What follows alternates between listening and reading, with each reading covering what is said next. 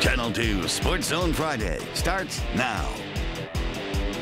Yeah, greetings and welcome into this Elite 8 edition of Sports Zone Friday. Zach Klein along with Anthony Amy and DJ Shockley. Man, some awesome quarterfinal games tonight. And when you get this deep into the playoffs, this close to reaching the Dome, there's always a little more you want to say. So let us know. Hit us up.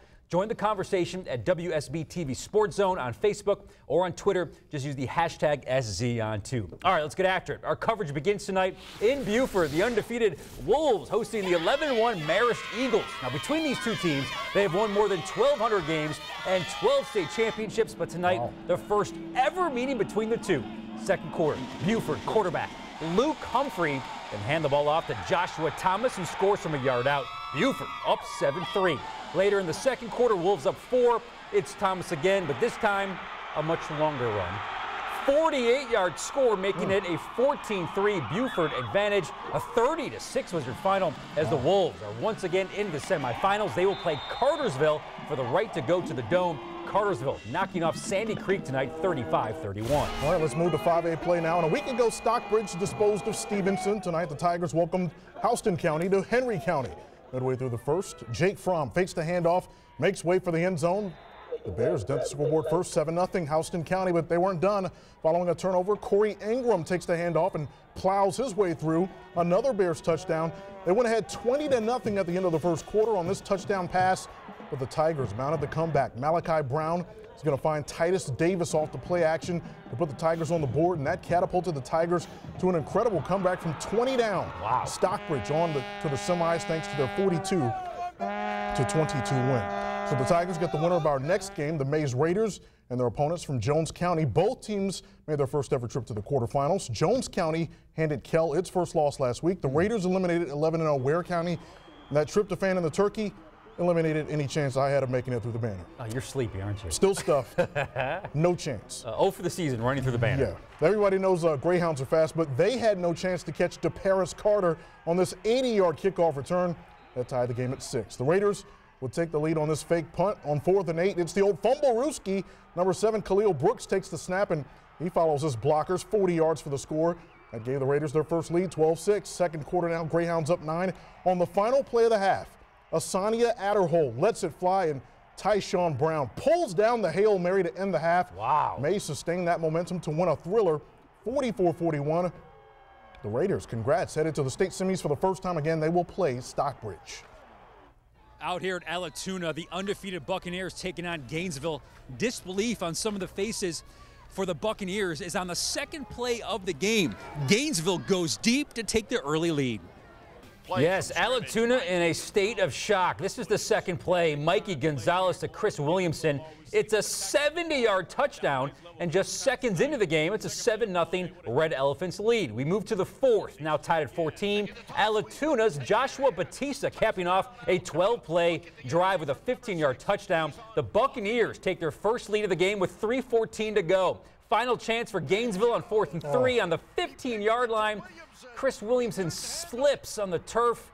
Takeover on downs does Allatoona, and that's your ball game. 24-17 is your final as Allatoona makes the semis for the first time in school history. Up next, Northside Warner Robins as the Eagles beat Glenn Academy tonight 31-7. Former Bulldogs and Falcons quarterback DJ Shockley helped call the game for us tonight on WSBTV.com.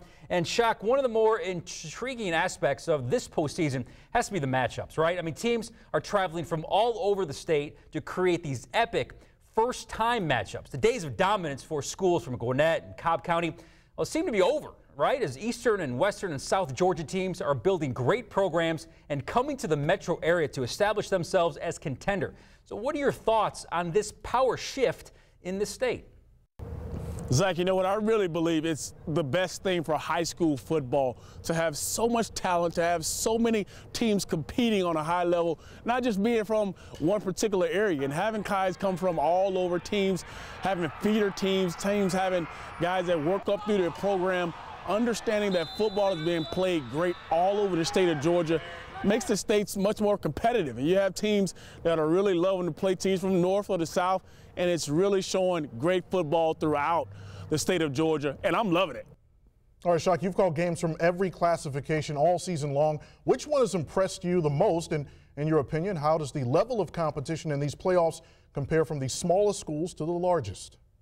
Anthony, when I really look at the different classifications, we've seen a lot of them like you just mentioned, but I think that 4A with Beaufort, Marist, Woodward, schools like that are really impressive in that classification, especially Beaufort coming in and dominating the 4A. But as far as the competition between smaller and larger, the competition is really, really tough. I don't care if it's smaller schools, 1A or against a 6A, the competition is so hard. Kids have so much talent, and they expect so much out of the kids these days. So I think the competition is high, smaller, larger, doesn't matter. They all play really tough, and I'm really loving that 4A classification.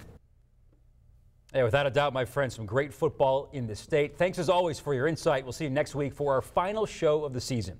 Well, we are just getting started, folks, here on Sports Zone Friday. Up next, some 4A fun in Fulton County, some outstanding 6A play in Cherokee County, and let's not forget about one of the best matchups of the night happening in DeKalb County as McEachern traveled to Tucker. Of this and more as Sports Zone Friday returns after a brief timeout. Sports Zone Friday is brought to you in part by McDonald's. There's something for everyone at McDonald's. Academy Sports and Outdoors. Right stuff, low price, every day. And by your local Toyota dealers. Let's go places. All right, back here on Sports Zone Friday in Quad A play. The Raiders from West Lawrence were in the quarterfinals for the first time in 2 decades. Awaiting them, the very experienced St. Pius Golden Lions. And St. Pius in the quarters for the 7th time under head coach Paul Standard, and the Lions wasted no time striking first. Number 11, Joey Connors is going to break away, and Connors isn't stopping. No, he's got wheels, man. 50-yard touchdown for Connors. Let's call it 45. Yeah. As there's nobody near him. Keep in mind, St. Pius hasn't lost since September the 5th.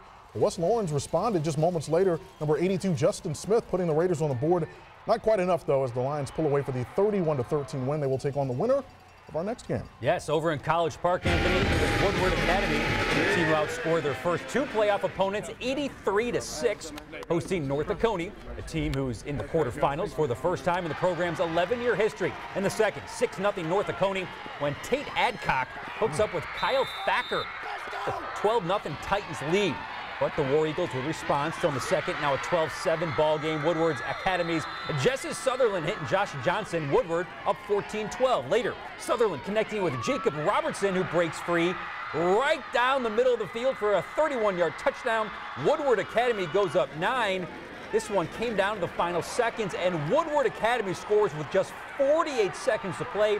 They are moving on to the semis, where they will face St. Pius. It's a team they beat back in week 2 by 21 points. Look out for those War Eagles. And in fact, the Etowah Eagles had a grand total of 1 playoff win in the nearly 4-decade history of the school before this year. Tonight, they took on a Newton team, which this month had already equaled its playoff win total from the past 27 years.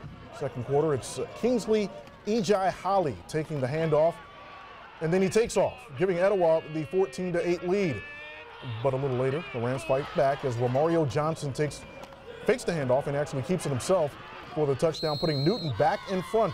Let's jump to the 4th now. Once again, Kingsley Ejai Holly fighting his way to the end zone. Etowah wins 43-29. The Eagles will play Archer for the right to go to the Dome. Impressive stuff. Coming up next, folks, it's off to Hallford Stadium for McEachern and Tucker, 2 teams that have combined to win 19 of their last 20 games this year. So who's moving on to the Final Four and who's heading home? We'll have this and more on Sports Zone Friday. And welcome back into Sports Zone Friday, folks. You know, a year ago, Tucker took their undefeated record into the 5A finals, only to lose to Creekside. This year, they are in the 6A ranks, and in order to get a chance to get back to the Dome, they had to beat the visiting Indians of McEachern. Starts you off in the first quarter. Plenty of fireworks in this game. McEachern quarterback Bailey Hockman, man, he can do it all. He can throw deep. You can get the cheerleaders pumped up, and you can also do a nasty pump fake. How good is his pump fake? Well, he fools everyone, including our cameraman. Because he hands it off to Sam Jackson. And this Sam Jackson, maybe Sam Jackson can use the Falcons. This can get him to rise up. That's a 50-yard touchdown. Later in the first, Hockman with a big throw to Tyler Smith. All McEachern in this one, folks, as they roll by 26. McEachern in the semis for the second time in as many years. 62-36 is your final. That's going to do it for this edition of Sports Zone Friday. For Anthony and everyone here at Channel 2, I'm Zach Klein. Thank you so much for joining us. We'll see you next week for the Final Four.